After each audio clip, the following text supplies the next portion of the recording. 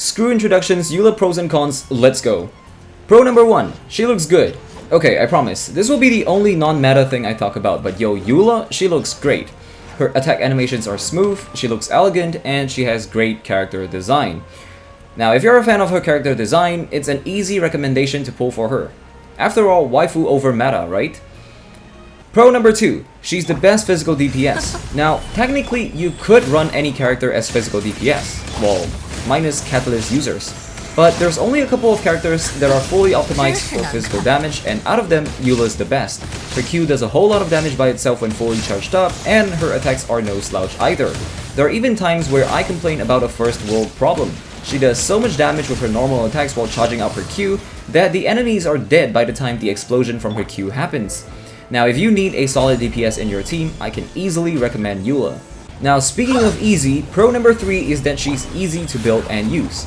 Eula's probably one of the easiest characters to use and build. Her kit is pretty straightforward and it's easy to build her.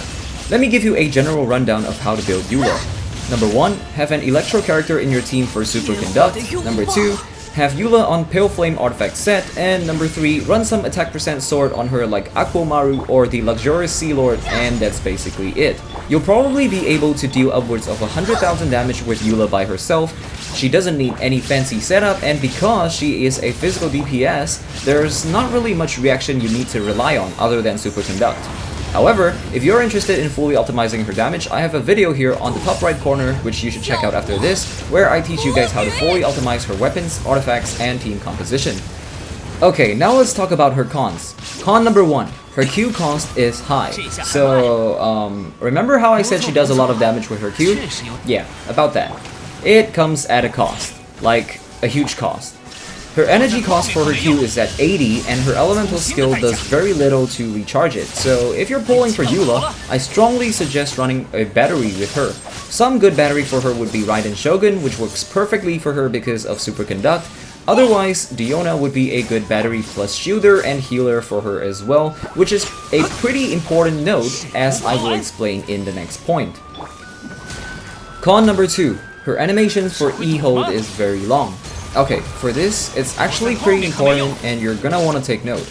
So, a basic skill rotation for Eula is using Elemental Skill into Elemental Burst, then into her Elemental Skill Hold, then after that you just use normal attacks to charge up her Q until it explodes.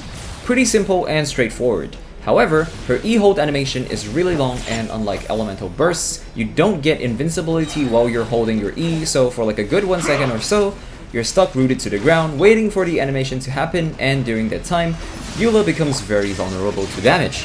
Now, that in itself is manageable, but you have to continue to use her normal attacks after your E-hold, so it's not like you can just switch out, or your Q will explode prematurely and you do very little damage.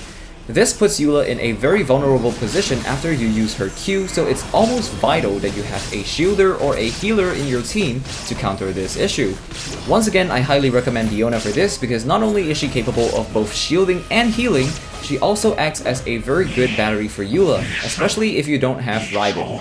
In conclusion, Eula is a very good DPS character capable of doing very high damage with her Elemental Burst, and her being a physical DPS means that she doesn't require fancy setups and rotations. She's a very consistent DPS that just works and great for anybody who just needs a DPS in their team.